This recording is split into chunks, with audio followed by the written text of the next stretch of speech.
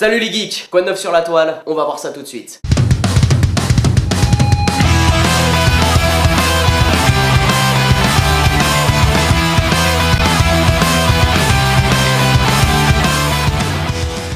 Avec la popularisation des téléréalités et de leur valeur morale assez merdique, une toute nouvelle génération avide de célébrités débarque sur internet. Moi?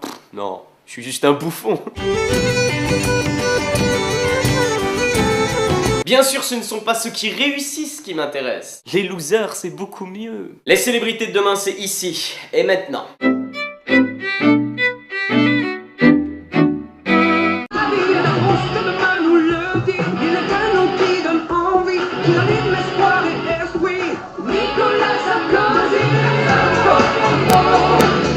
Décrire cette vidéo est assez difficile, mais le propriétaire de la vidéo le fait pour nous. Je refais le président Nicolas Sarkozy, cela a donné ça. Ah, c'était Sarkozy.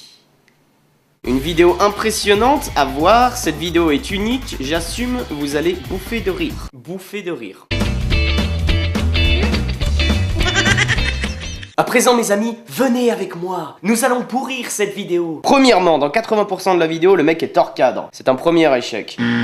Deuxièmement, c'est quoi cette musique? C'est pas en suçant le président de la République qui va te faire connaître. C'est un deuxième échec. Enfin, il ne suffit pas de mettre un costume cravate pour bien imiter Sarkozy. Eh ouais. Casse-toi, pauvre con. C'est un troisième échec. Gloire à notre nouveau champion.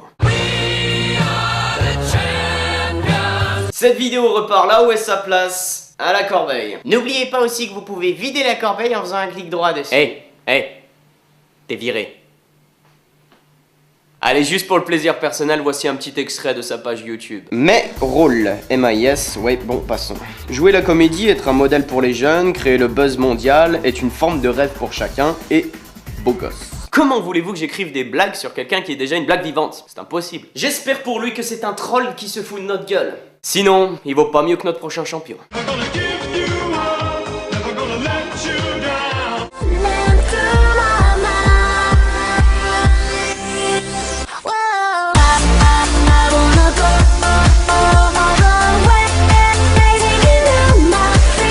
Je dois résister, ne dois pas faire de blagues sur les gars.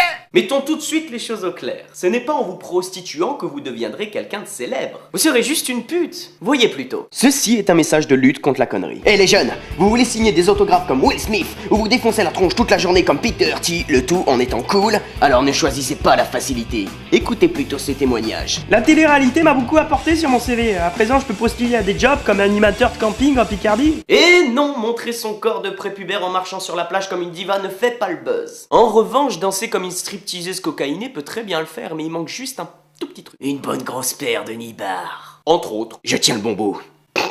Le bon bout. Allez, encore quelques secondes et aucune association ne m'attaquera en justice. Hé, regarde, j'ai trouvé un truc trop marrant sur internet. Ça c'est vraiment pédé. Sucer la bite d'un copain et pas le regretter. Ça c'est vraiment pédé. Allez, on envoie la suite.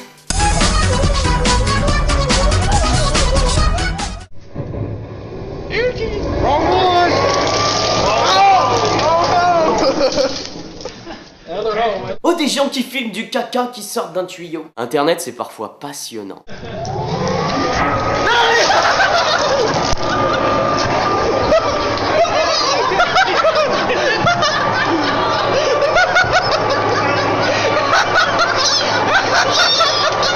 Pas besoin de danser comme une biatch ou d'imiter Sarkozy pour créer le buzz. En 2 semaines, le chat qui sort d'un tuyau à caca a récolté plus de 750 000 vues. C'est toute la logique perverse d'internet. Ça est mieux que ça, qui est mieux que ça, et qui est mieux que ça. Ah, ils auront toujours cet avantage sur nous, les chats. Toute la journée, ils font rien, et des fois, il leur vient l'idée de faire une petite connerie. Mais à côté de ça, il y en a qui bossent pour essayer de créer un truc potable à peu près.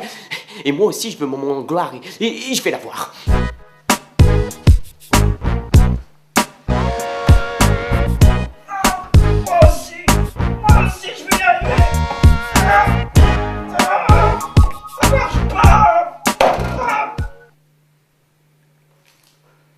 J'aurais essayé. D'une certaine façon, tu m'excites, gamin. Suite à ce glorieux moment de professionnalisme, je pense que c'est le moment que je réponde à vos questions.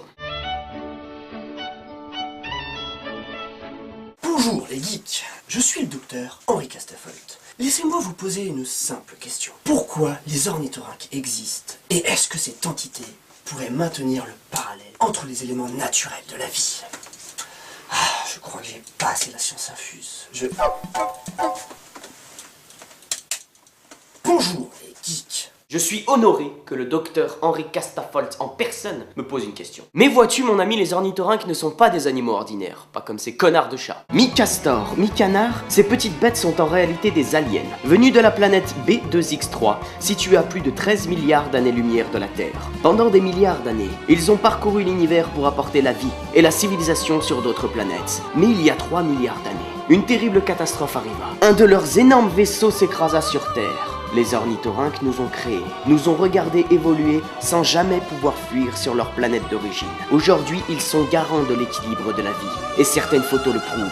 La conférence de Yalta, le 11 février 1945, le premier pas sur la Lune, le 20 juillet 1969, ou encore la chute du mur de Berlin, le 9 novembre 1989. Allez les geeks, c'est fini pour aujourd'hui, je vous donne rendez-vous mercredi prochain pour un nouvel épisode. Vous pouvez vous abonner en cliquant juste ici là sur l'écran, ou sinon découvrir la vidéo bonus de la semaine en cliquant juste ici. Sur ce, je vous laisse et n'oubliez pas...